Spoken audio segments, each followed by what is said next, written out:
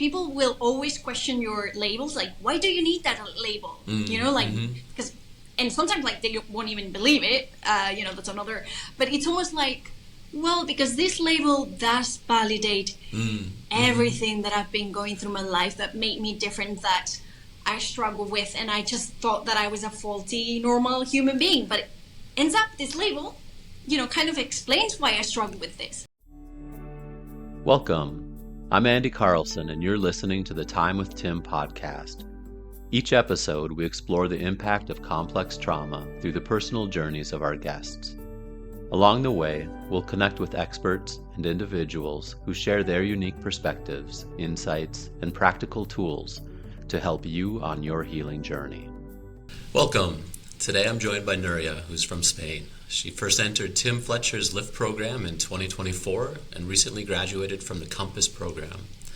Now she is a coach and a facilitator, helping others heal from complex trauma. Núria's journey has been one of transformation and discovery. She is autistic and has ADHD, which has shaped her experience of trauma healing. Núria has a deep love for psychology, philosophy, classic literature, and more recently, spirituality. She describes herself as a wounded healer and a work in progress, but now she's got her own back, and that's made all the difference in her life. We'll explore her unique healing journey and how neurodivergence has influenced her growth. Núria, bienvenido, es un placer hablar contigo. Oh, look at that! Nice. That's about the limit. No, it isn't. We have been speaking in Spanish, and you do real well. But thank you so much for that beautiful introduction. It's been such a journey, right? I just started with the 12-step recovery thing, and then one thing kind of like led to another, and it's kind of weird to be here right now. Quite a step.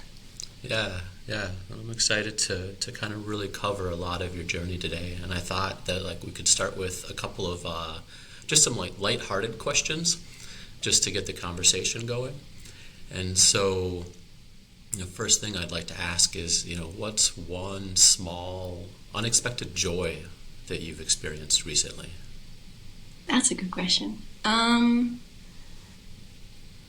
I would say that, today I felt like very low energy, and yet, I have the 3 dogs, so I need to walk them. And sometimes when I am with such low energies, I'm like, why did I even have dogs? But it's a sunny day outside. I'm in the middle of the nature. And it was kind of like, it really helps me to get into that mindfulness thing. It's just, lovely day, and it's, spring is coming, and the dogs are playing around, and it's kind of nice. Yeah, I like to, dogs, nature, and walking are all good. Just really good self-care activities as well. Forced self-care, but I love dogs. I think that's the benefit of dogs, is that taking that responsibility to do that self-care can be so valuable. And it is so funny because I remember, I think it was Kim who was talking about how sometimes we have never experienced unconditional love, and then we have a pet or someone who gives us that, and it's like the first experience that we have with unconditional love. It's kind of, it's just a lovely thing to have, even when you don't even think that your recovery journey has started, but even little things like that really contribute. So they can be such a good model for and to help us to find it inside of ourselves as well. I was going to ask too, what's a sensory experience, like sound or touch, that's especially calming or overwhelming for you? Okay, the first thought that came to my mind was the overwhelming ones, obviously. I've always hated to have my hands kind of wet or oily, or right now I do have a little bit of cream on my hands, and it's ugh, I can deal with it, but there are other things that I really cannot deal with. Just thinking about the first job that I had as a teacher in an academy, like a, private school. And I would be with the kids, all the noise, all the lights. It was very bright lit. And then I would come home and just be like, okay, shutters down, just complete pitch dark. I just need to kind of like recharge and like get that rest, right? I think I'm also very, very sensitive about cold or heat, which might be kind of like also intertwined or like related to the POTS, POTS thing, which is like you get your heartbeat higher when you get up from a lying down position. That's something else that I have. So, it's really hard sometimes to know what comes from what. But yeah, I would say those two, like just light, sometimes it can really be so overwhelming. Like I just need sometimes to just retreat myself into a dark place and be there for it. How kind of when you go to take this time to decompress, like how long does it take to decompress normally? I would say maybe a couple of hours. Yeah, something like that. Depending on the stimulus as well. Like I remember, going to the emergency room with my mom because she had a fall, and it was a lot of things. Like it wasn't just the light; it was also like the social interaction or like having to be somewhere else than my home. But I just, I needed like a day or something to kind of like go back to being myself or being able to deal with things. Yeah. Do you have any sensory like experiences that you find especially pleasurable then? I was reading about this just today, that people who seek those like different examples, because my mind always needs like specific examples to be like, oh, I relate with that. So one of them was, first of all, the one that I'm embarrassed about, which is eating very fast. Like it's kind of like, okay, I'm just, gonna get all the food in my mouth. And the second one was, oh gosh, this trains of thoughts. The sense of smell.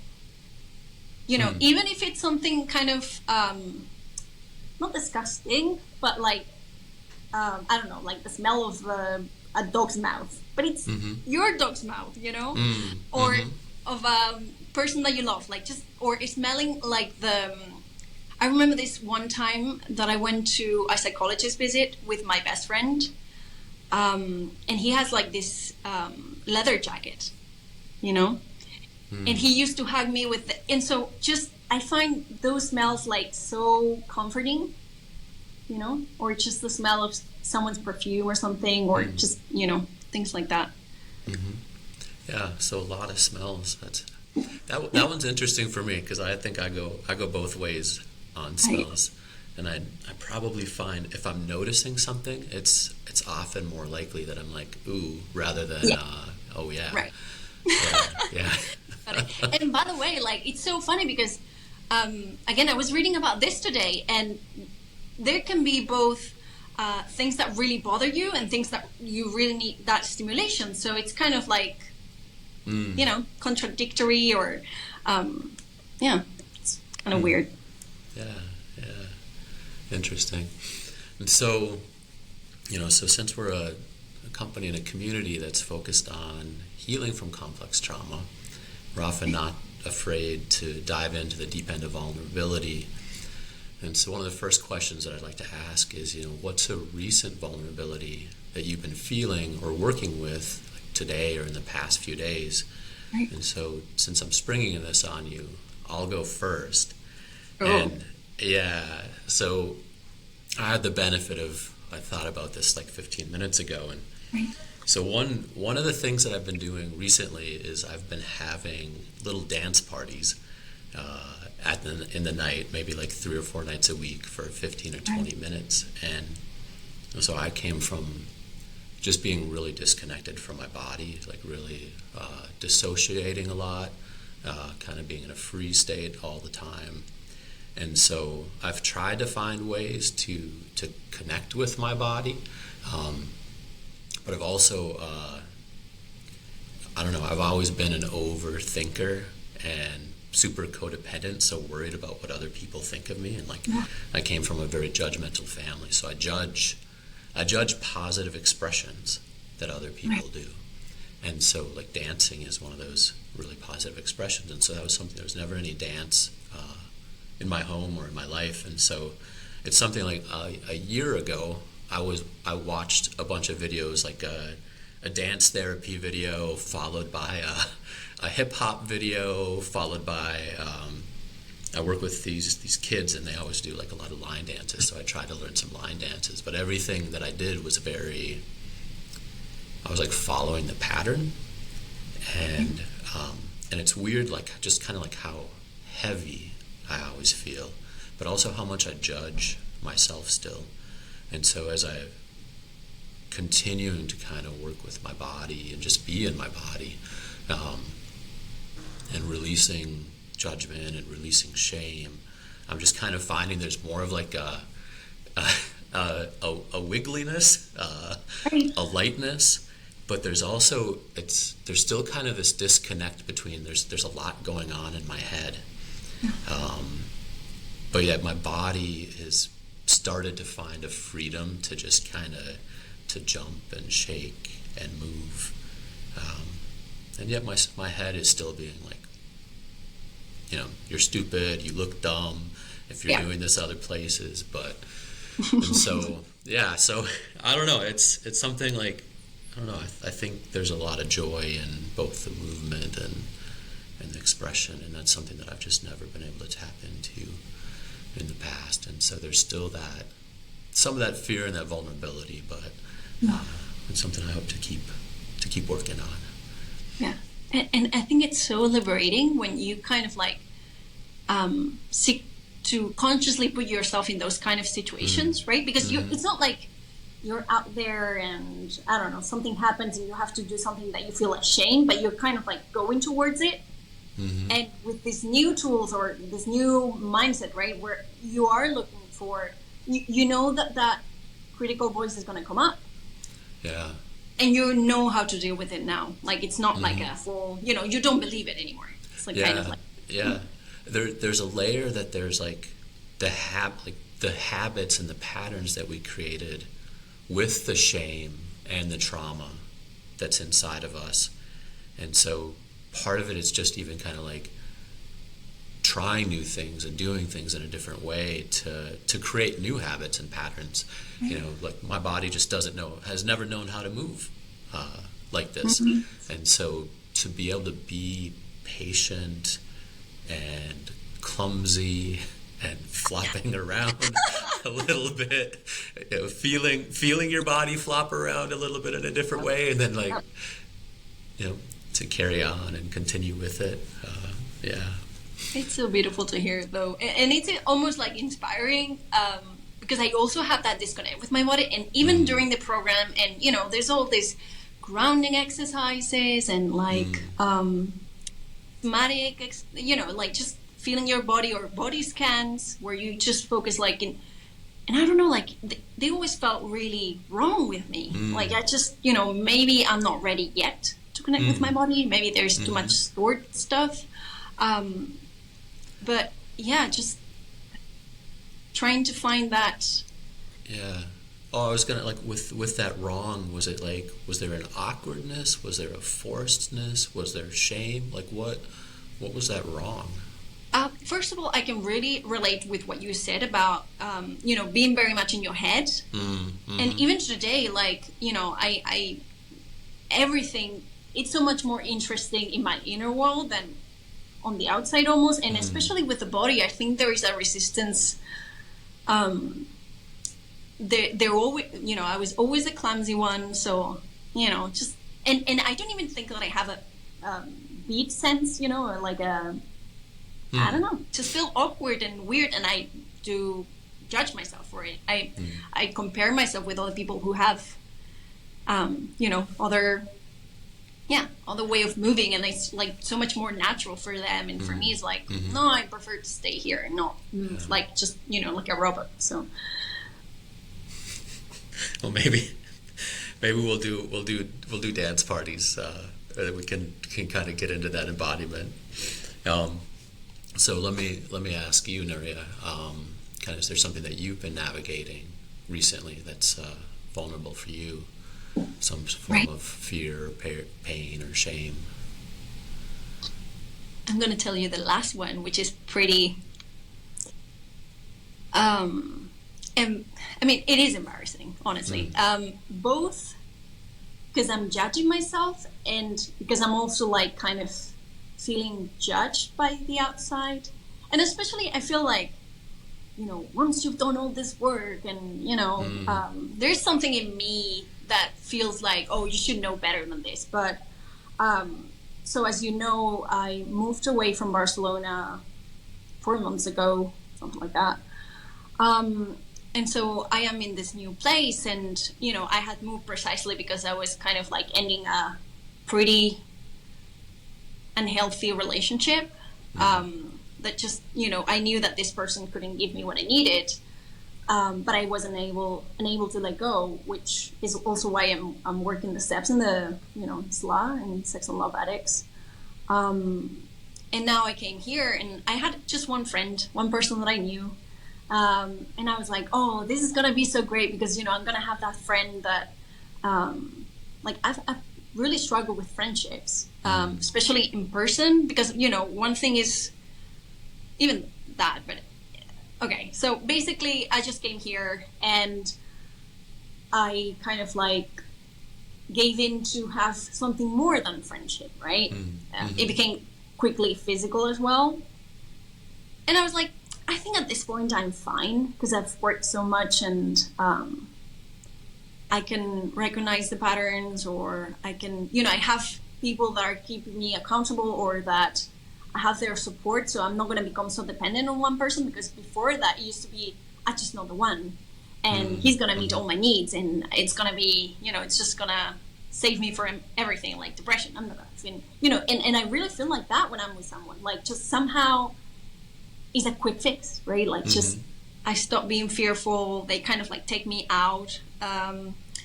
I feel kind of like taken care of, maybe what I didn't feel as a child. I don't know, but it's this almost, just, okay, now I'm fine. What was I worried about?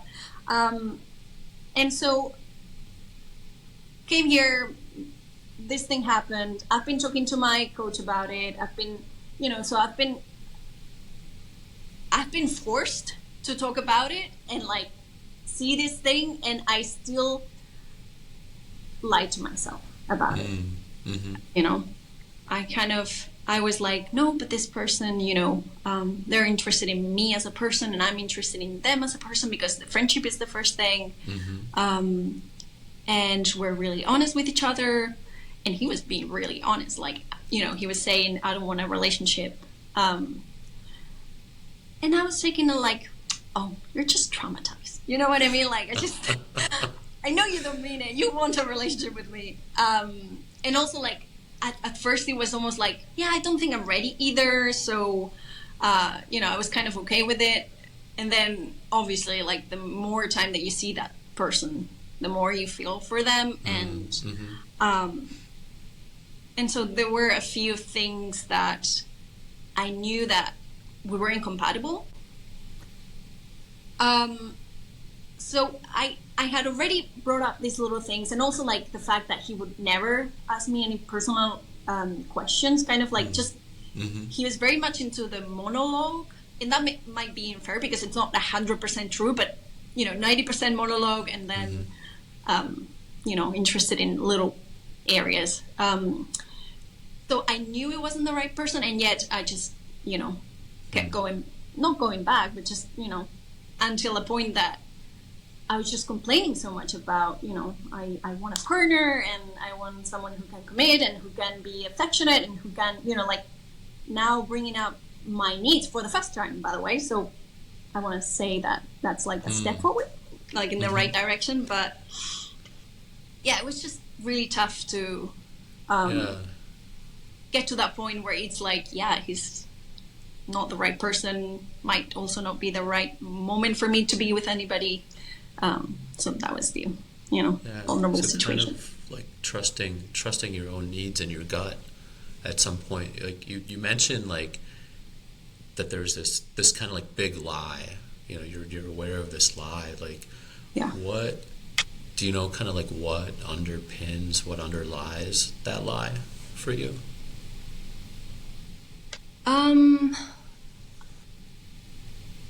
I think it's just that huge need of getting that love, right? Like finally being seen and being valued, and like having someone that supports you. But it's really weird because right now it's the first time in my life that I have such a great support network, from all the people that I've met in LIFT. We keep meeting every Sunday. Then, all the people from Compass, we keep having peer coachings with each other. So we, and people that I've met in autistic support groups and this and that. So it's like, I feel valued and I feel seen and I feel validated. So I don't know. There's still something there that keeps dragging me a little bit. That's kind of like, it's looking for that, like some sort of sense of love or sense of completion coming from somebody else rather than within, being able to feel it or connect to it inside yourself. And I think a big part of that is the affection one, right? Because I remember this session when Nelson, one of the facilitators in the group, told me, okay, so how many people do you have around you who can actually give you a hug or that kind of a thing? And I was like, well, I'm really isolated. So that probably does play a big role as well. Yeah, I mean that physical connection and that support is so valuable.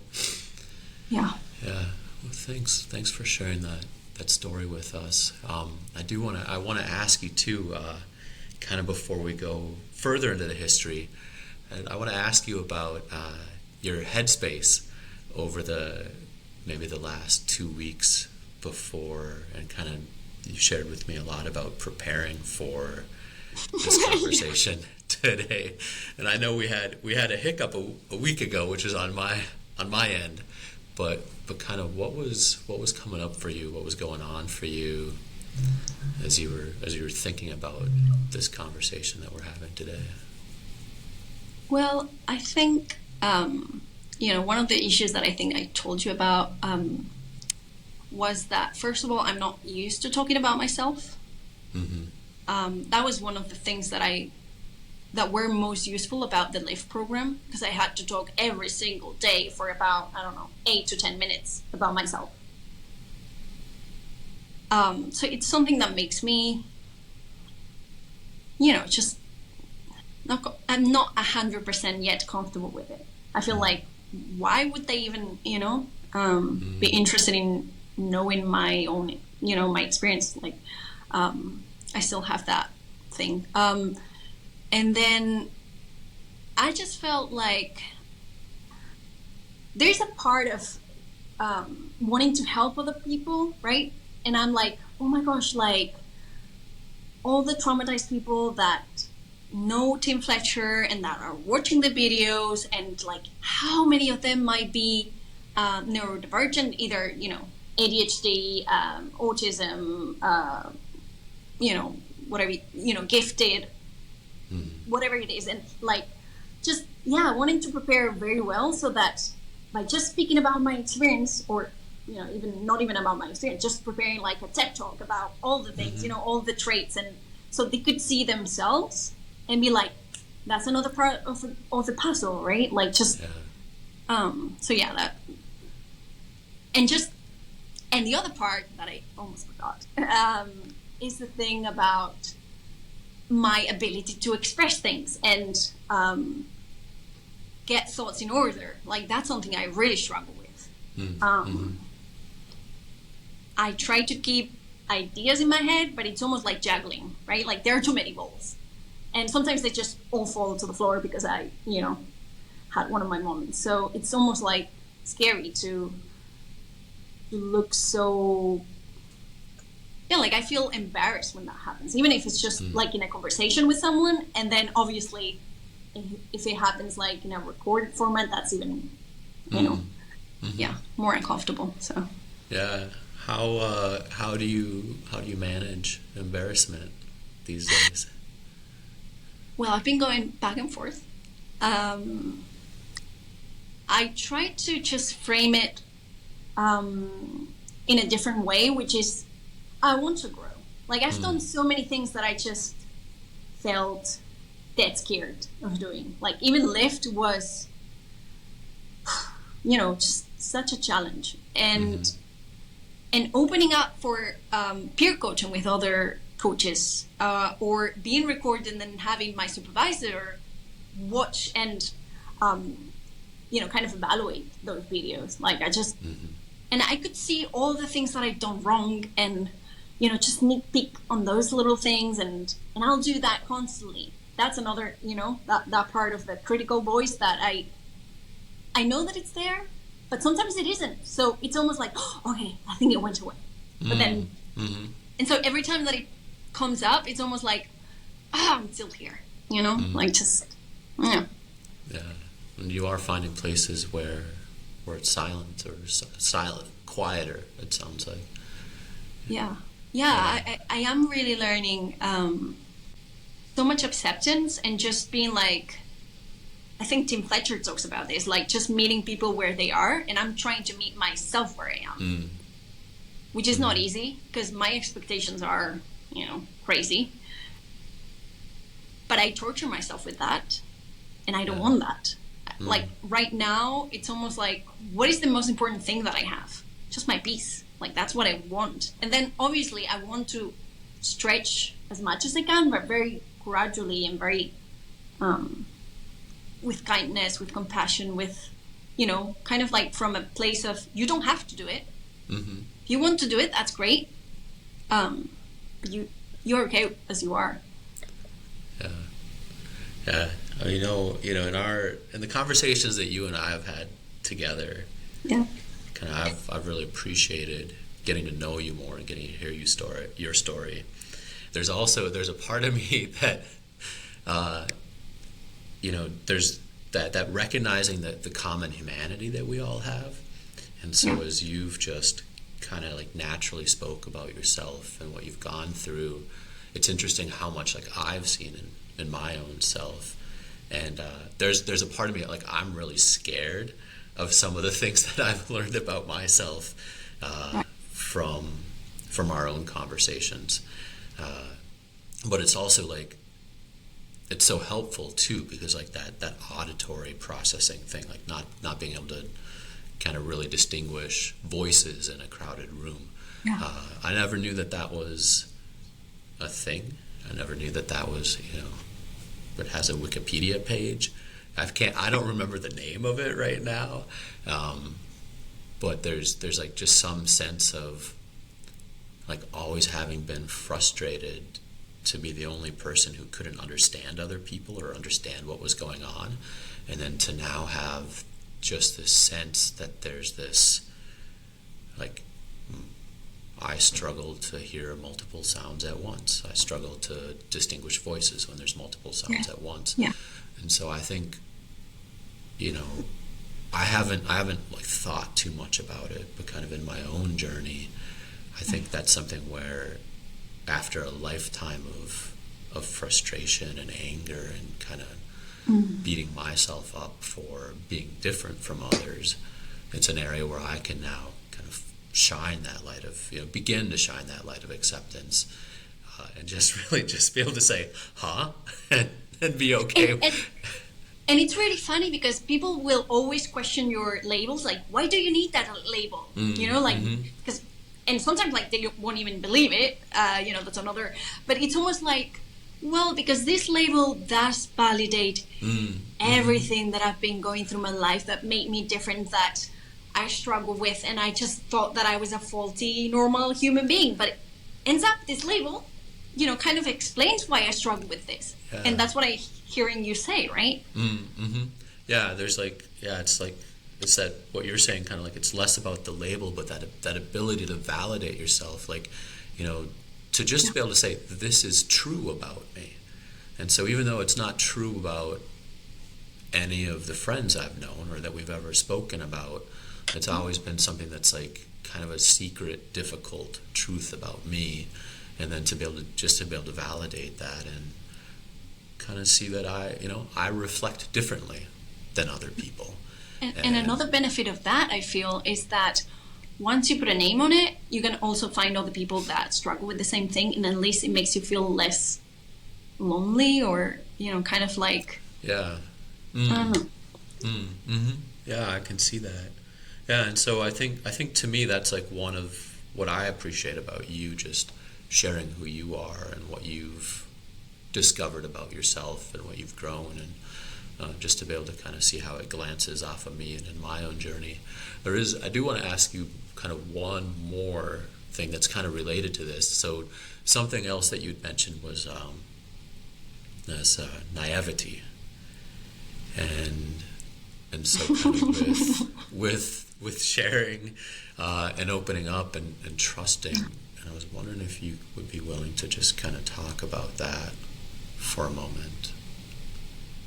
It's so funny because they all are so embarrassing, but I'm like, yeah, bring it on, like whatever.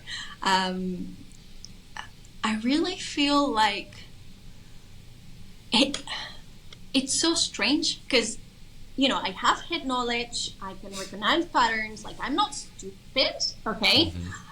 But then sometimes I'll just believe like fairy tales that people tell me. Like I'll just, someone wants to manipulate me and they make me feel like I am loved, but, I don't know. I'm just thinking about this narcissistic partner that I had that just, I don't know, like I'm really like easily, not tricked, but just to believe always in the goodness of people, that they don't mean it. And to kind of like, I think that it's also like the fantasy in my head, like to believe in people's potential more than what their actions actually show. Mm-hmm. So it's kind of like always trying to find like the explanation. Oh, but maybe it was because, his parents were really abusive with him, and now, he needs to unload that, but he doesn't know how to do it in any other way. So that's why he's making you a target and like blaming you for everything and like shouting at you and calling you names. And, he was cheated on. So of course he's gonna, throw or project that fear onto me. But it's like, yeah, that's, the people is showing, the person is showing you who they are. Just take them at face value, right? Like just don't make it. I don't know. I find that's often like a difficult place to be, is like, trusting somebody's words over their actions, trusting the idea we have of them or want to have of them over their actions, over the behaviors, over the reality. But then also like, I'm not sure. There seemed to be like an edge, but like a little bit of kind of like a self-gaslighting. 100%. Like okay. I do like, and especially like in this last relationship that I had, he was being very honest from the very beginning. It wasn't him, it was myself that I was just, lying to myself so that I could hang on to that hope, or, and so with people, it's not like they would say, I did this because of that. Like, I would myself, like, come to that conclusion. Like, I don't know if you've seen Beauty and the Beast, but it's kind of like that fantasy thing where you're going to meet the beast, but you're going to love on them and they're going to turn into this beautiful prince that is, like, you're doing it yourself. Like, but you can help until you really recognize it and you... it's hard. And I think there's a point that you make there of like, there's a lot of movies that kind of show, you run into somebody with rough edges, but that heart of gold, and in the end, that heart of gold always if I love you hard enough, that heart of gold is going to come out no matter what. Right.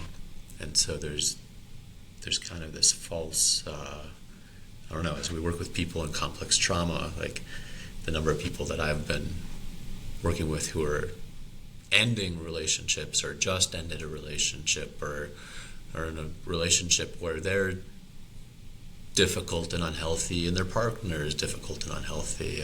Like that's not what I don't know. That's not what movies have shown me of reality at all. Yeah, absolutely. And I think like, you know, becoming educated in all these subjects as well, because there is all these ideas, right, about romantic love or how things look that don't really correspond with reality. So I don't know, like today, for example, like I was listening to the podcast by Mel Robbins, talking about the, you know, how to assess whether, you know, the person that you meet is the right one, whether to stay with them if something happens. And like, for example, she was putting the case of someone who kind of like lets their health go. And, you know, I mean, you want to stay with them, but you want them to be healthy, and like how pushing them as well, like it actually just creates resistance. So that's not the way to go. And like, there are all this, especially being autistic and, you know, not understanding these social rules or like any of that. I think what I heard you saying there a little bit is like, it's like looking out. You know, we learn how to be social from others, and we're looking to our environment for learning how to be social. But there is like a layer of we're kind of watching movies, like these fantasy social engagements that usually most often don't like show real relationships, you know, or show after the big beautiful wedding, but kind of trusting and building our own social rules or social cues off of just off of our experience, and our experience being what we've seen. And it's also kind of hard to really know how relationships work because people don't really talk about them honestly. You know, everybody wants to pretend like everything is great and they don't have any issues, and like it's just perfect for each other. And well, I guess like because of the shame of like, you know, being open about how maybe their partner has an issue, or maybe they just don't see eye to eye in some subject, but that's the reality of it though. I feel like if more people talked about it honestly, you know, our expectations would align more than, you know, with all this looking their best kind of a thing. Like kind of the fear of the shame or the judgment or other people holding on or using it against you, or right, you know, even just I don't know, I came from a world where people were either all good or all bad, right? And so the second I hear, you know, you have this fault, you have this failure, you have this bad habit, you know, goodbye. And so you have to be well, I was gonna say you have to be afraid of people like that. But then I think on the other side, sometimes it's so helpful when people show you who they are so that you can not have them as a close friend. Absolutely. And sure, there are some things that maybe we judge and don't really hold any importance. But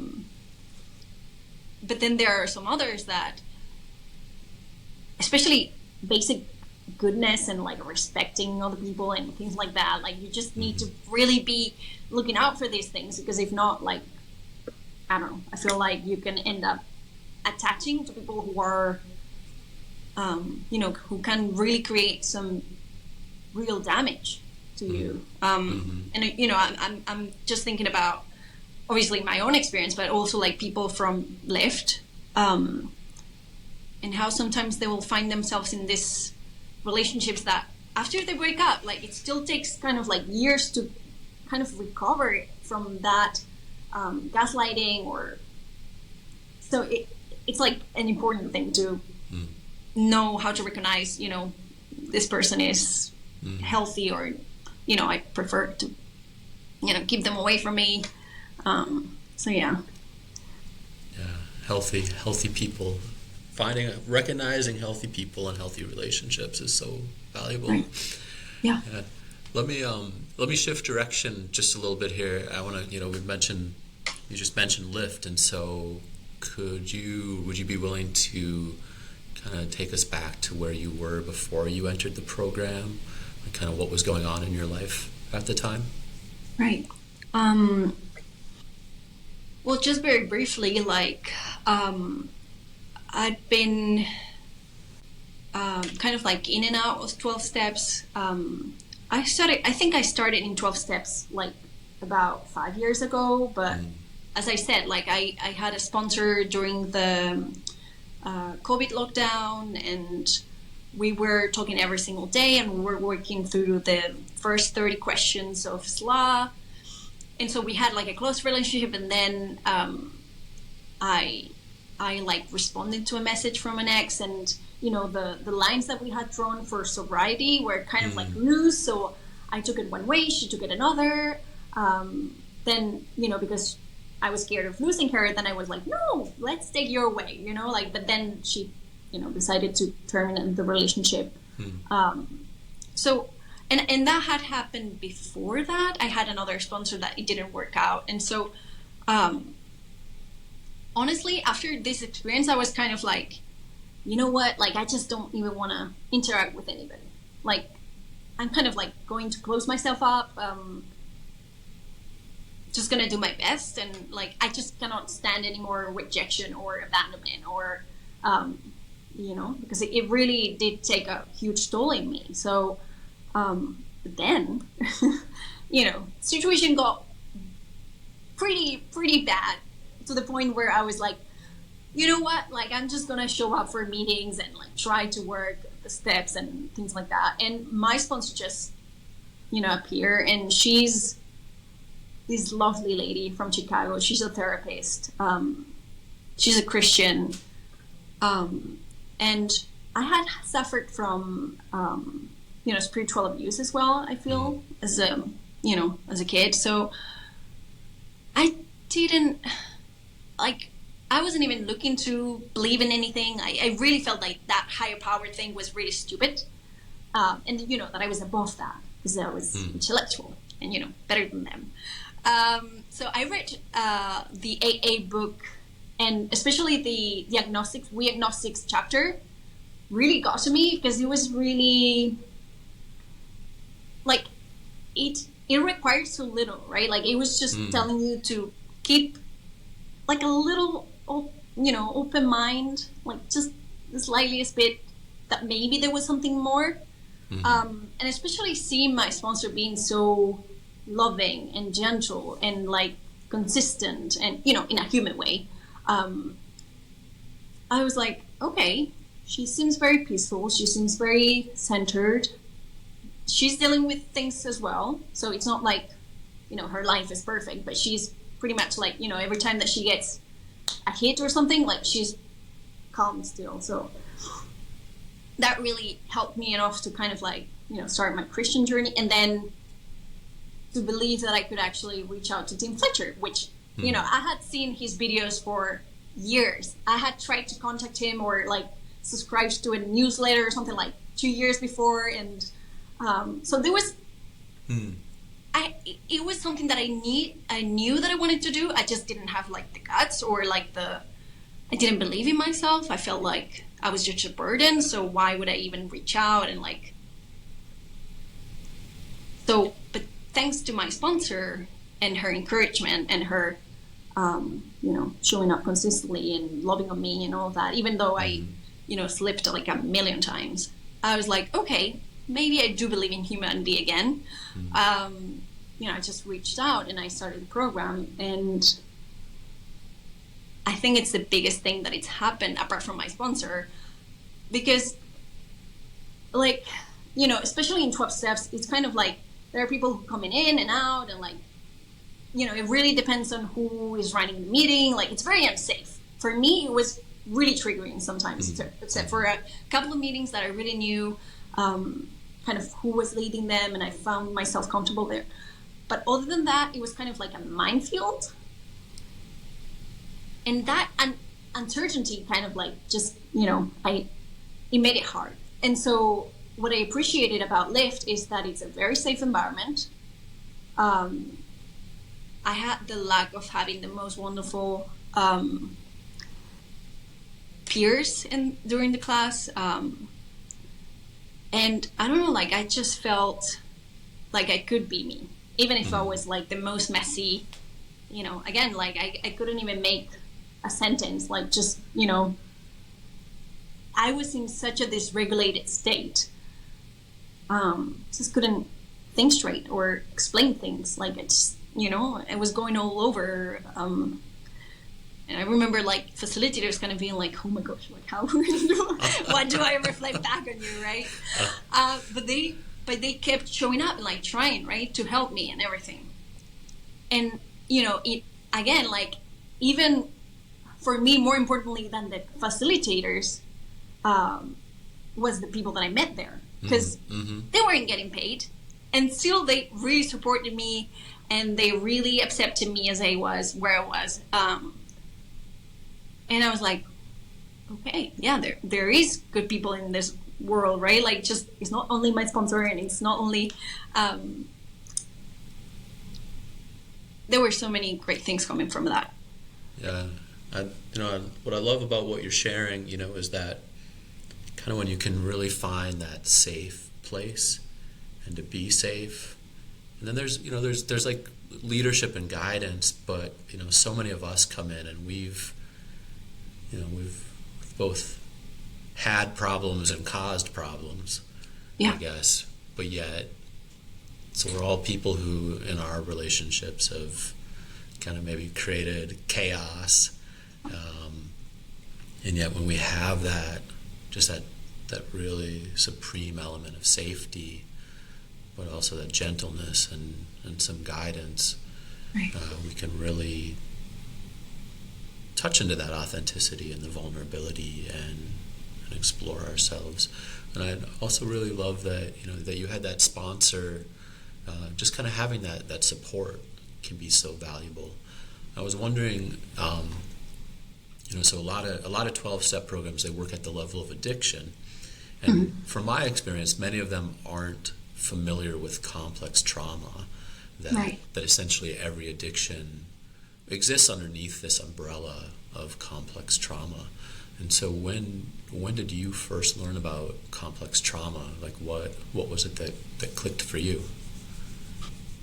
I'm smiling because I'm thinking about the intake interview that we have before we start the program.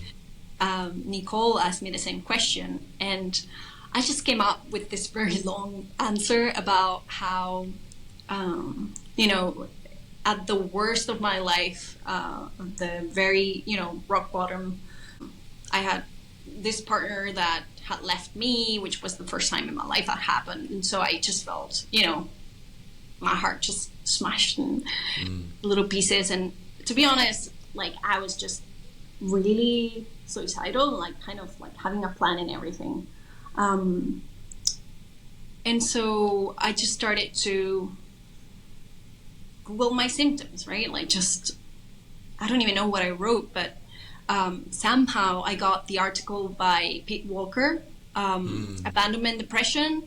And I was like, yep, this is what it is, right? Like I just, again, like, I don't know if it's something autistic or what it is, but when I see someone, literature, nonfiction, whatever, just explaining something that that really explains my experience, like it really reflects it, I'm like, this is what it is. So I just, I bought the book, I did some of the exercises, and I remember just reading in the annex or like the bibliography, I don't know, like some resources that he was posting at the end of the video, of the book, sorry, that they were like the 12-step, 12-step groups. And so that's how I started the whole, but even I remember like talking to my sponsor the first time because she offered to sponsor me, and I was like, okay, so what do you know about trauma? Like, like just, I just want someone that is really trauma informed, or like someone that has done ACA or, So Yeah. you found the trauma component like very early in your journey. Okay. Yeah. The only thing is that my problem has been that I always thought that I could fix it on my own. That with the information it was enough, right? But of course you can't. Like you really need a tribe of good people to kind of like support you and like to, because it is I think Matt talks about how it is like a relationship wound or something like that, and so that it has to be kind of like fixed through relationship with others as well. Like you cannot just fix it on your own, and I really hated that because I really wanted to do it on my own and just get it over with and just move on, and I tried even to write a novel about it. Just there's this concept of narrative therapy or something like that. And I was like, I'm just going to change the end. Like the end is going to be the way that I would have wanted it to be. But that didn't help either. So. Yeah. I know. I don't think about that much, but you make such a good point about kind of like needing that tribe, because like the co-regulation, the attunement. Somebody said something to me the other day that was so valuable. It's like, when we go into our limbic brain, like there's a lot of practices, and that we can do on our own, but it really helps to have one adult in the room, one person in their cortex, and so when we're like dysregulated, to have somebody who can guide us back into our cortex. 100%. And I also think that it has to do with how parents are supposed to model things for their children. And on your own, even if rationally you know how you should act or how, or love yourself, like what does that even mean? You know what I mean? Like just, I know that I need to love myself, but I don't know how to do it. So, and I feel like that drive kind of like gives you that acceptance and love. And so you kind of like start to take it in. And you start to believe it. The healthy modeling can be so good. Let me ask too, with the autism and ADHD, like when did that realization happen for you, and what was your process like after you discovered that? Right. I think the first person that told me about ADHD was someone in recovery, 12 steps, that we were kind of like having outreach goals. And she told me about it, and I was like, I was kind of like doubting her own diagnosis, because I was like, but you read a lot, like it doesn't seem like you have an attention problem to me. Obviously talking from complete lack of any experience, any knowledge, anything. And then she said, and I think that you have it too. And I was like, no way. Like, okay, I am lazy, I'm disorganized, I am but I sometimes I really focus, and I go crazy, like down rabbit holes of information, and like I'm like a hound, right? So I don't think this fits with me. But you start to see videos online explaining some of the little details about what it means, how someone can experience it. There are like different expressions of it as well. Like maybe there are people who actually, they are not messy. They have their house like full in order, like everything. They know where it is. They get there on time, but at what price? Because they actually have learned to compensate for all the deficits by being extra OCD, or like, okay, like I just need to get there 30 minutes always before, or I just need to like have everything under control, because if not, I know that. And at a certain point, anyhow, even those profiles, they end up burning out, because that's not sustainable, right? Like you need to, I feel, for me, it's like you need to work with the neurodivergence, not kind of like fight it. And there are strategies that seem to work better. At least for me, like I know that if I try to do something for 5 minutes, I am more likely to do it than just trying to get everything solved in a day. Or like there are like little ways of working with the neurodivergence and find like strategies that actually work and help. Yeah, like with that one, like kind of like chunking it, making it like easier to comprehend or to attack or to do. Before we go too far in this, like let me just add the trauma to it, because like Right.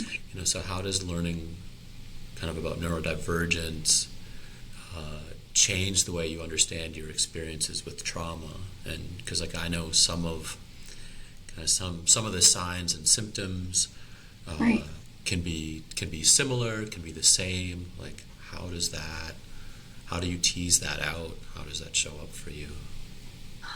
To be honest, like I don't know. I find it really, really hard to kind of distinguish how much is trauma and how much is ADHD, or how much is trauma, how much is autism, because you can explain a lot of the symptoms with trauma, like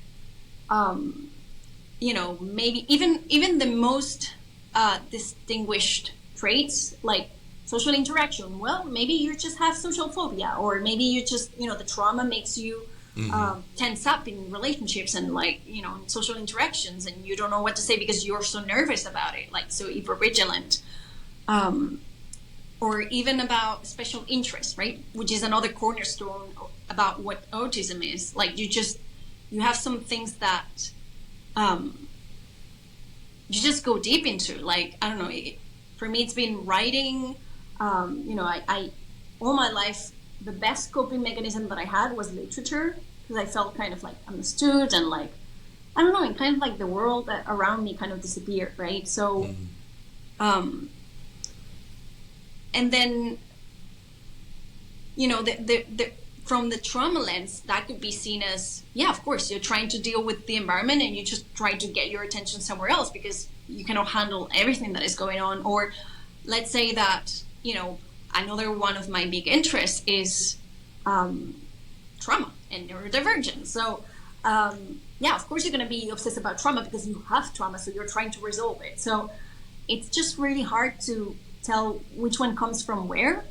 But actually, a couple of days back, I read an article by Ernesto Reaño. He's like this Peruvian expert about trauma, and also he's autistic himself. So, about trauma, about autism. He's an expert in autism. And so he was talking about how the brain processes information differently. I don't know if you've heard about this book, Thinking Fast and Slow. Mm-hmm.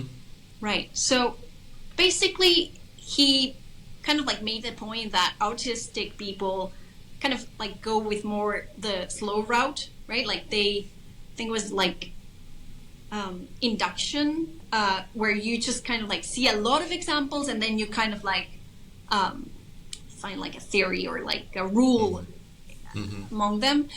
And neurotypical people kind of like have this deductive or like they think fast because they think with the instinct, right? Like just they know how to, when to say hi with someone, like how at what distance is that okay? Like for me, I'm just looking at the guy and like walking and being like, okay, do I say hi now? Or like it's just overthinking things a lot, which again, it's just trauma, right? But I don't know. There's a difference. I just don't know how to explain it. Yeah. Mm-hmm. So how does like understanding that like shape your healing journey? As you discover like different tools or use different tools, because is there something that works to kind of help you regulate and live and socialize with both, or are you finding like different tools than maybe somebody else would find who's coming at it from just more like a pure trauma lens? Right. I think psychoeducation first, like very important, and you don't even need to know if you are autistic or ADHD or anything like that, but just like take a look at the characteristics and examples of specific cases of how they manifest or things like that, and then just trying. So even, for example, like there's this thing about autism that is called the double empathy problem, or something like that, which is like, because you always assume that autistic people have a problem in communicating, right? Like they have this deficit in social interactions, but actually when they relate among them, it's like they speak the same language, so they do understand each other. There's no deficit there. But if they're interacting with neurotypicals or people who have, another way of understanding relation, it's almost like there's someone that talks about how sometimes this problem of double empathy or could be similar to, me speaking Spanish, you speak English, I talk to you in Spanish and you're like, you don't know how to speak, English, and that's like, yeah, because I speak Spanish and you don't know Spanish. But none of them are wrong. They just speak different languages, right? And they just don't understand each other. So psychoeducation on the one hand, then I find that another great tool of having, like, recognizing these differences is finding your tribe. And again, it's this whole thing about finding people who get it, who have the same struggles, who support you, who, for me, like, and of course there are techniques, and for example, like even specific jobs that are better in general for neurodiverse people, or for example, if you're autistic, then probably don't look for what's the name, like treating with the people kind of a job, because you're going to find it very hard. You're going to have like retail or sales or anything that has like, like you have to treat with like, because obviously you're going to try to fit in or mask your difference, you're going to try to be like a chameleon, just and when you get back home, like, and I heard millions of cases like that, people just get back home and they just crush and they are nonverbal and they just, because it's too much for them. Like, so just, I don't know, like it seems to work a lot for autistic people to work online. I don't know, like my best friend, for example, from who I learned what autistic looks like, he was a translator, he's a writer, so very, kind of like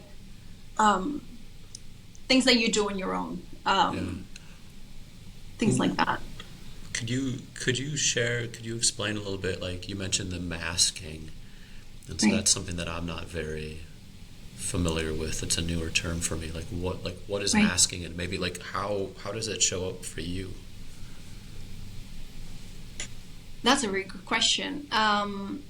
Masking is pretending that you're like the person that you have in front, right? Like you've been shamed for being yourself so many times that by now what is socially acceptable, or I might have the tendency to rock, and that's what makes me be calm and everything. Or for example, in my case, actually, it's echolalia. I don't know if I'm pronouncing that right in English, but basically what it means is that you have this tendency to like talk alone, or like just sing little things, or like just make these noises that just, I don't know, like it's like a form of steaming. Steaming is also like, those calming behaviors, right?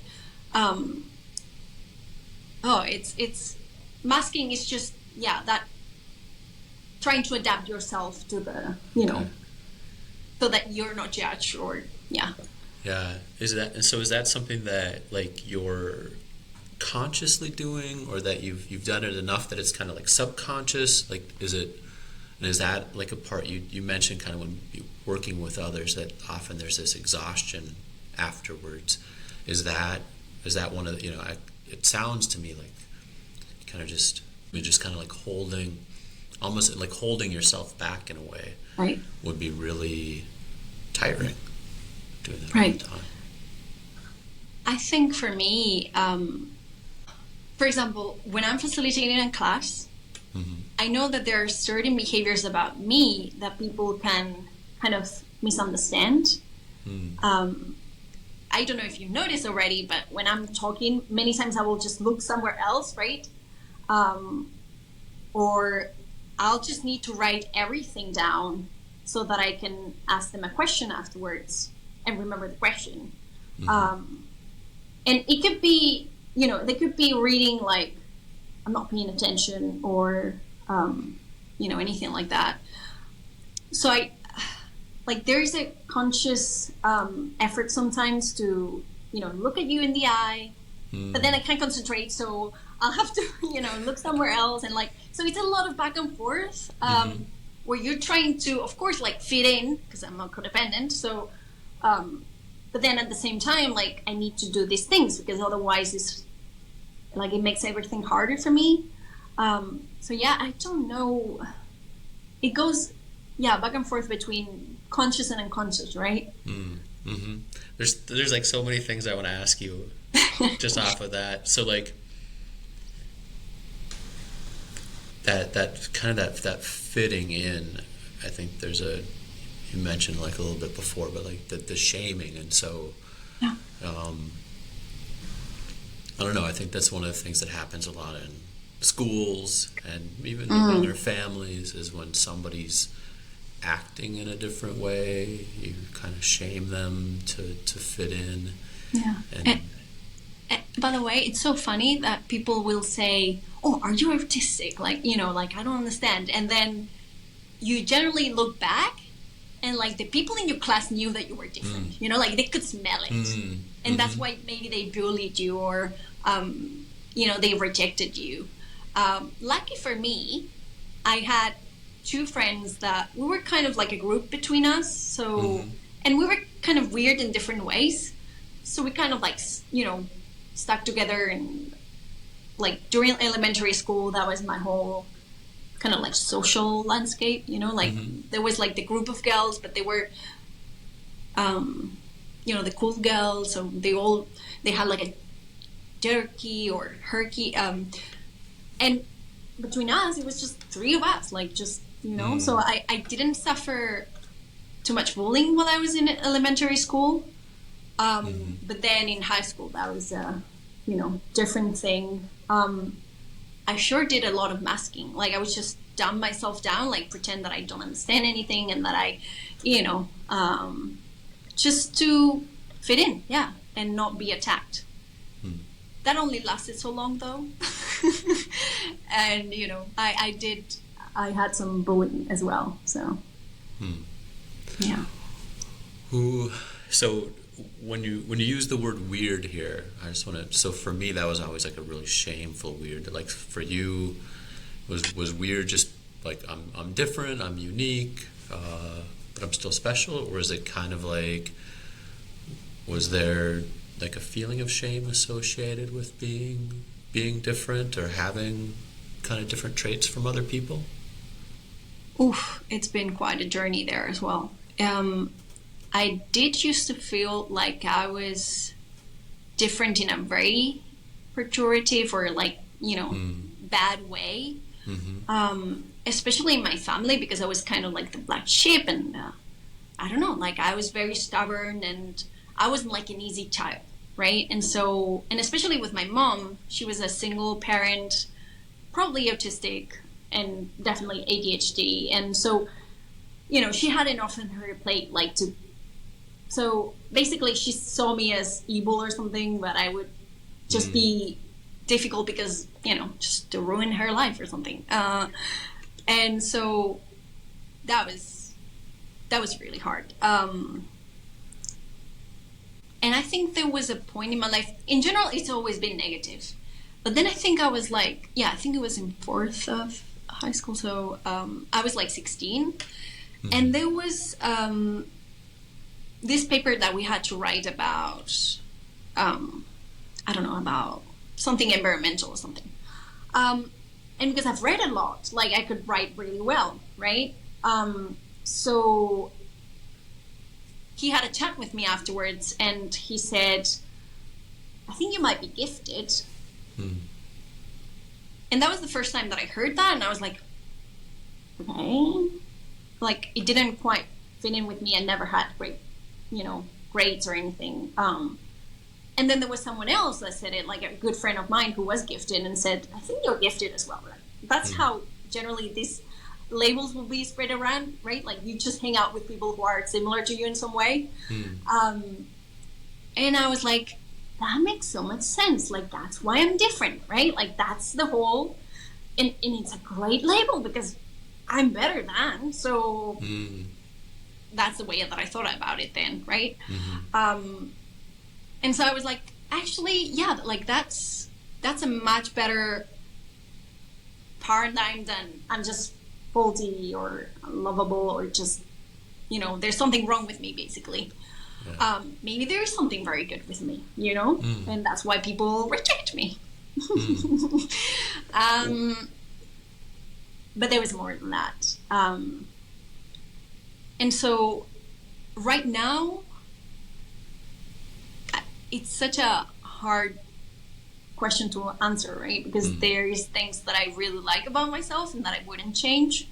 And some others that I am like, well, that would make life a lot easier. So those weirdness, like, there's a part of me that would like to just cut them off, right? And just, so yeah, it's a hard balancing act of, you know, just accepting all those parts. Yeah, so some places where there's still a lot of difficulty. What is the label gifted? What does that mean to you? Yeah. It's such a weird concept as well. But basically, I think it means that you're good with logic and recognizing patterns and like synthesizing information and like, you know, your brain is more able to see those things than maybe someone else's brain. And obviously there are also like lots of subcategories of each level of giftedness. Like there is, I think, just gifted, like I used to know that, but profoundly gifted, there was another one. And also like every 15 points of difference, like giftedness, it counts from the Gauss bell from 130. If you have more than 130 points of IQ, you're gifted. And they do all sort of, you know, tests for that, which might work, might not work, depending on where you are as well and everything, but that's another whole topic. Then for every 15 points of difference, you get to another level of giftedness, right? And you just, so, I don't know. It's, there are definitely different characteristics for people who are gifted, the same way that there are different characteristics for people with autism or ADHD. Okay. But yeah, it's like very vast topic. Yeah. There's a lot that sounds like there's a lot related to kind of like thinking, but then there's like the kind of the sensory component as well. You know, one of complex trauma, also there's a lot of like, the word I used for myself was I was this a bodiless head. So it was just this embodied, kind of, yeah, it's just this head, but like, you know, you've suppressed, denied, repressed all the emotions. You know, you don't necessarily feel bodily sensations. You kind of push those down as well. Kind of like, what is your relationship to your body in general?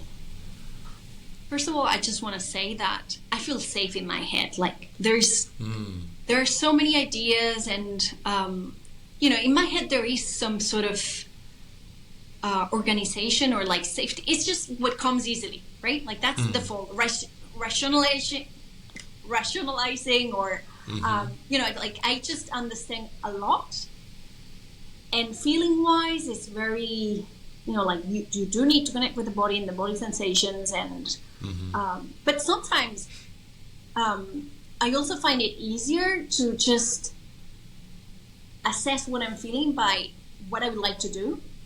Like if I want to smash the table, oh, okay, I'm angry. If I want to hide, oh, that's shame. Like it's a more rational way of getting there instead of like, what am I feeling and where, and like, because that's not my language.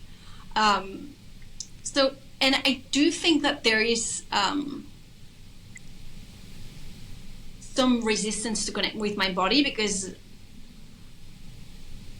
there is something stored there that don't want to, see, or yeah, something like that. So kind of going to then, so with emotions, you kind of mentioned there's like almost like a feedback loop of looking up and thinking about it. Like, right. Did you, when you came into LIFT, or when you came into this, were you attuned to a lot of your emotions? Do you kind of reflect, or do you have an awareness of a lot of different emotions? I'm trying to think of two things that might be, like a difference, if there's a difference between frustration and irritation, or like some things that are kind of close on that would probably be close on a feeling wheel, that may have some like subtle differences, or are there bigger areas of? Yeah, I see you shaking your head. Man, like I just did the last class that I facilitated was about the difficult emotions, painful emotions, and so we were talking about how traumatized people sometimes only feel sad, glad, or mad. For me, even those three are still hard to read sometimes. I think it is a byproduct of alexithymia, which is something very connected with autism, which means that you really have a hard time knowing what you're feeling. And my understanding of this is that what this also causes is that because you don't know what you're feeling, emotions keep building up and up and up until they just burst, right? And you don't even know what led to that, just maybe someone was touching you. That shouldn't upset you, right? Rationally, you're but that is upsetting you because of sensory issues. I don't know. And that is building up, and you're rationalizing, so you're not saying anything about it, or it's like that gaslighting and is it right? Is it wrong? Lots of, questioning. So yeah, I don't think I can, I can recognize maybe those three a little bit better, but definitely I remember talking about anger, and they were talking about frustration as anger, and I was like, oh, that's the same thing. I didn't think about that. And then I was like, yeah, I do have lots of anger because I do have lots of frustration, right? So that was one of the, insight moments of LIFT. Yeah. Yeah. And it sounds too like there's a lot of people who, with anger especially, I'm not an angry person. And so you kind of want to deny, that frustration, irritation, resentment, disappointment are all they all have shades of anger in them. Right. And so, but it sounds more that for you that there's this lack of a recognition, kind of a difficulty with the recognition of it. Yeah. Yeah. And I remember doing the 4th inventory in 12 steps, and someone was talking about how, some people, especially alcoholics, have a lot of regrets, and they have to do a lot of amends and all of these things. And for me, it was more on the resentment side. There are some people who get it outward and some people who get it inside. And so I was one of those people who, get depression because they are angry at, themselves. And so I just, the biggest insight about that step was learning that the person that I owed more amends to was myself, because of not setting boundaries, because of not learning to stand up for myself, advocate for my needs, goes on and on. It just, there's a lot connected with alexithymia and not recognizing your feelings, right? Yeah. Sorry, I'm pausing there just because I'm reflecting. That's one thing for me is having been really codependent and needing to please other people and their wants and their moods, and really kind of but having a lot of anger and turning it into resentment and towards myself. Just that attitude of that person that you have to make amends to is yourself. Right. Yeah. How does making amends to yourself, how does that look? For me, it's kind of changing the way that you treat yourself, or seeing kind of the ways in which you failed yourself, and being okay, how can I do this differently? Like, how can I work and grow in these areas?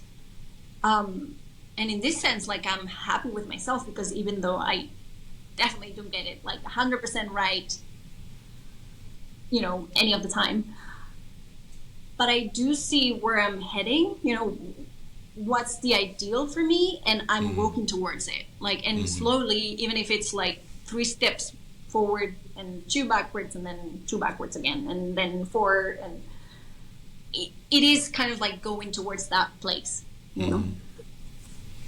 Nice. I think, that just really kind of there's a huge component of that. Building some self-care, self-respect, honoring yourself. I didn't even know what boundaries were, to be honest. I thought it was just, again, something that I feel like the most important part for me from LIFT, it's also been the psychoeducation.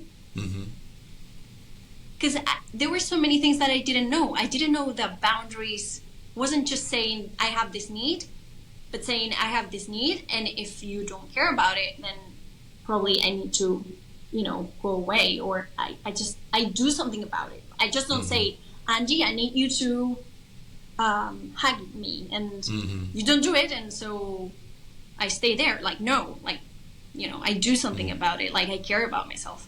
Something else that I learned from there, from LIFT, is that there are like different little bubbles of social connections, right? Where you have like soulmate, right? That we talk about, like the person that you really rely on, and still they're human, but they're kind of consistently there, and they have earned that place. And then there are like the close acquaintances, right? And it's another little bubble. There was no bubbles for me. Like, everybody was walking in and out, like, just so it's just, and again, like, that's the whole thing about not having any of that education, any of that modeled out for you. Just feeling very puzzled. No, I know that levels of a relationship is, I think, one of the really gold pieces of moving from not knowing to acquaintance to casual friend to close friend and soulmate, and just the fact that that the reality behind, I don't know you, like we can meet each other, we can just completely connect in one day, but like it really takes you 6 months to start to get to know somebody, and then a year, because it's so easy to hide. To mask, I guess, some of the, our patterns or traits of how we treat other people, or how we get treated. So to be on your best behavior, and like kind of like hiding the parts that they're not gonna like, so you're not gonna show them just yet.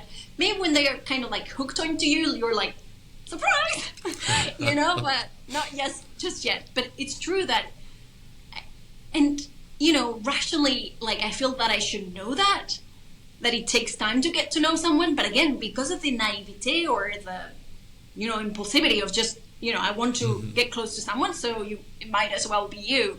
I just never took the time to kind of like see if they were consistent, or if they were showing any red flags, or it was kind of like from 0 to 100 in a weekend. And so it's very hard then to kind of like detach from that person when you're so This wraps back a little bit to something we were talking to at the beginning, kind of that, in a way, our thoughts or our fantasies or what people say, as it differs from their actions and their behaviors. Right. And so really just kind of having that time to recognize behaviors, and then to trust the behaviors, and to trust ourselves in trusting those behaviors. Let me ask, so you talked about boundaries here, and a bit about emotions, and then kind of just the these levels of relationships. Kind of what are some of the other challenges, or the bigger challenges, that you found and faced in your trauma healing journey? I think advocating for my needs, or even basic self-care, like going to the doctors, and there's a lot going on there, because there are like negative experiences, people who have invalidated me or didn't take me seriously, there's also the fact that I need to interact with someone, and also like it's a figure of authority, so kind of like scared of their power towards me, especially if it's like someone in mental health, right? It's like they can make a diagnosis of you, and maybe they, you know, give you the wrong label, and they commit you in a, you know, like there's a lot of fear. And so I think that's been a huge challenge for me. Another one, it's been just to develop you know, relationships. Like just, you know, I used to just be focused on, let's find the romantic partner, and then you don't have to ever trust anybody ever again. And now I'm like, oh, now I understand what the psychologists were saying about how one person will never be able to be there 100% of the time and to meet 100% of your needs. Like you actually need a drive to, you know, so I called you today, Andy, and we talk and I feel better, and tomorrow maybe I have another crisis and I call someone else. And so we kind of like, it's that network of support instead of just relying on one person. And kind of like they give you different stuff as well, because maybe you're very good at listening and maybe someone else is very good at, I don't know, like giving physical affection or taking me out for a walk, or and again, like we're really talking about that relationship that should have been modeled by a parent, but they didn't have the tools. And so now every relationship that we have is kind of like that healing experience, or that, you know, re-traumatizing experience. So yeah. Who you mentioned a couple times too, and I think you actually just gave a couple examples here, but of the needs. And so, you know, what I heard you say is like sometimes like physical affection, listening, support, going for a walk. Like, how are you identifying what your needs are? How are you discovering what your needs are, and then how are you kind of finding the tools to express them? It's so funny. Now that you were phrasing the question, I was thinking, I actually have gotten so much better at recognizing those feelings or connecting with my gut and being like, something here is not feeling right. Like, I don't know. Is it how Andy is looking at me? Is it like how he's talking to me, or like, you know? And so I do feel to a certain extent that I've connected more with my body, or like understand better. And so now, and again, like, you know, recognizing is only one part of the, you know, whole process, but then actually verbalizing, I feel like I've had to do this with safe people a lot of times to kind of get in the habit of speaking up and losing that fear that speaking up equals being rejected or being attacked, or because that's been most of my life experience, right? That the moment that I speaked up, it was, you know, you're a burden, and like, why can you just, you know, why are you being so difficult? And like, so it's kind of like breaking that pattern. But my needs right now, I think there's a huge need for autonomy. So like, anytime that I feel that someone kind of like telling me what is right or wrong in my journey, I kind of like buckle, right? Like, just, what do you mean? Like, you know better than I do? Like, that's been because of all the previous invalidations and all of that, right? Like, just, and my mom being very controlling and like always shooting me, right? Like, you should. And so anytime that I feel even the slightest, even if it's in a, not passive aggressive, but like, I know what is good for you kind of a way, right? I just feel like, you know, there's that OCD or just part that rebels against it, right? So yeah. So in that need for autonomy, there's kind of what I'm hearing is a bit of like kind of other people telling you how to be or who you are, how to live. You've talked a lot about the romantic interests or the romantic partner. Does the need for autonomy, is that autonomy kind of showing up kind of just as you think about I can't think of the right word, like romanticism or relationships as well? Are you finding more independence for yourself on your journey? Yeah, I think I am.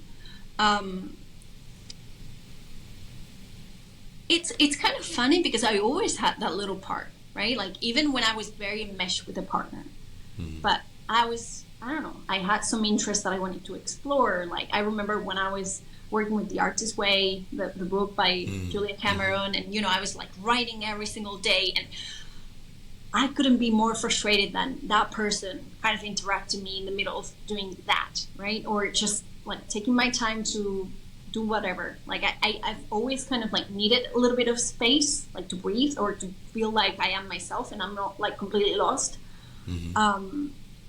But now, it's changed so much. I remember like during LIFT or like just finishing LIFT, that I told my coach that, there was no way that I would move to my grandparents' house where I am right now, right? Because I would be alone here and like I was gonna get depressed and then suicidal and then like, there was nothing in between, like just this was gonna happen. But little by little, and knowing that I could always go back if that's the way that I felt, like just building like a exit plan or like just making sure that I'm not completely, that it's not revertible, the option, right? It just comes from, okay, let's try it out, see what happens. And then that trying out, it's like, okay, I'm seeing this friend, but I'm seeing him 1 day a week, and the rest of the time I'm well. And actually, I stopped seeing him, and I'm wonderful, right? Like in moments.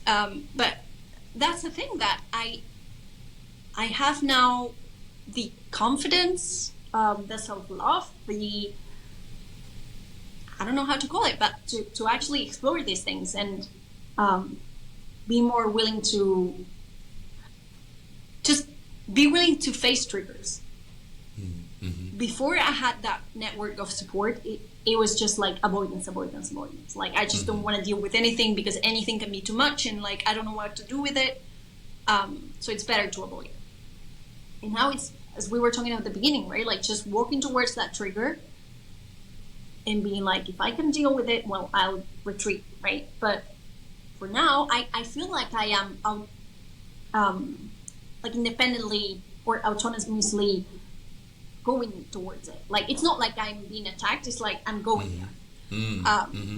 So I don't know, like it's just a more empowering way to see it as well. Yeah, empowering. I was going to say, like, I'm hearing a lot of inner strength and kind of choice and agency. Yeah, that I feel like for trauma survivors, that is like a huge piece, piece of it. Yeah. Yeah. How, as you're kind of coaching and facilitating and working with others, like, how do your personal insights, like, how are you influencing the way you... My question is, like, I think I strung together 3 things there. So kind of what I want to know is, like, how do your insights, these insights that you've discovered, influence the way that you're supporting others who are going through similar healing journeys? Oof.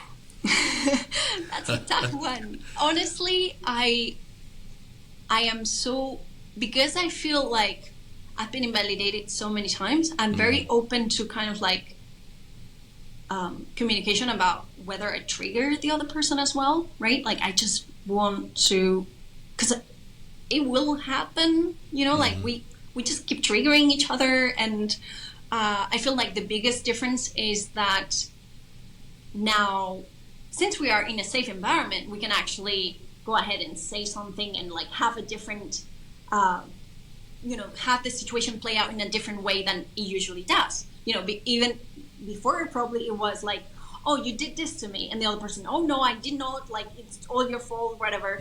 Just leading to not resolving anything, right? Or like just more heartache and like just more re-traumatizing. And now it's like, I can speak up and the other person can show me if they care or not, if they're willing to, do like this conflict resolution thing, which again, another insight from LIFT, right? Like conflict is bad. Like before, going through it, it's like you want to avoid conflict at any cost.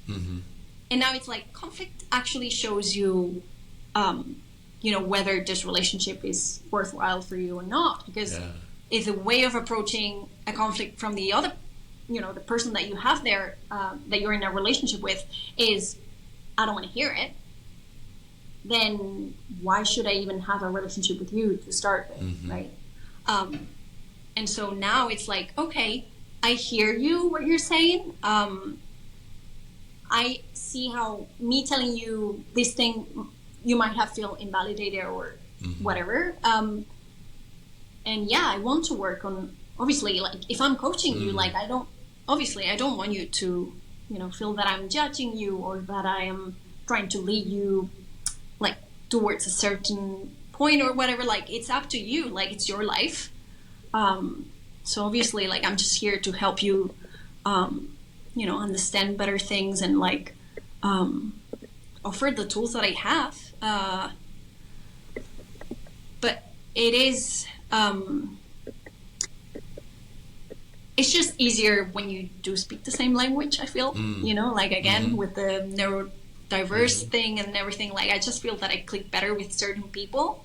And that we speak kind of like the same language. And if we don't speak the same language, then maybe, it's also like a compatibility thing, right? So yeah, it's just learning all these new things that, and I can see also how, by coaching other people, I keep getting so much more encouraged to do the same thing with myself. Because I'll be like, but you don't see, Andy, you're amazing, like you're crushing this, you're dancing and you're I don't know, like so many things. And then I'm like, wait a minute, like I'm also doing these things that are hard for me and that like I don't take into account because, well, that's what you have to do, right? Like just I don't know. And even the way of asking the questions very compassionately or just like giving that agency and that honest curiosity, where with yourself, like you're so used to just judging or shaming, or it really helps to kind of be nice not only to other people but do that with yourself. It's like kind of both ways, right? Yeah. There's that, as a kid, there's that thing, when you point a finger at someone and they're like, oh, when you're pointing a finger you have three pointed back at yourself. Like what I'm hearing you say is that there's this virtuous pointing. It's like when I'm pointing my finger at you in kind of this like loving, validating, encouraging way, to then also be able to recognize and then to do it to myself as well and continue to find that growth. It's so funny though, again, because like you start this program or in healthy environments like that, and the first thing that you notice is that love for you kind of like gets it to do it for yourself. And then when you're doing it with other people, it's kind of like the same thing. So it's the more that you give or receive, or it's just like just very encouraging and very just, it's all better. I don't know how to say it. I'm glad you've been finding a lot of value out of this. I was wondering, if so, kind of talking about supporting others, like if you could go back and give advice to yourself at the beginning of this healing journey, what would you say? Honestly, I would just have so much compassion, right? I could cry. I have been so harsh on myself. Like I've just internalized my mother's voice so much, and I've been torturing myself ever since, even when I'm not with her. It's just like, you're not doing the right thing and you're weird and you're this and that. So I guess I would just say that you're a beautiful person, you have a beautiful heart. Don't compare yourself so much with other people. Like you don't even know, and you don't even care. Like your experience is yours, and so I don't know, just it's just so hard. Like, I would say love yourself as you are, but again, without the experience being modeled for you, I don't know.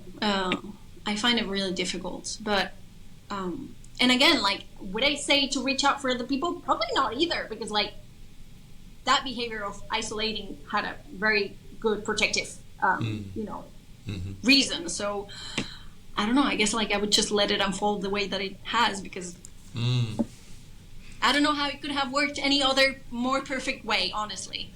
There's something very beautiful about that. You start off with self-compassion for yourself, but then you really end up with just letting yourself be who you are. It's just that I know that I'm so stubborn, that whatever I said, I would be like, nah, I don't say this. Like, I'm not going to listen to this person. Yeah, crazy lady. Well, Núria, I want to thank you so much for sharing your story with us.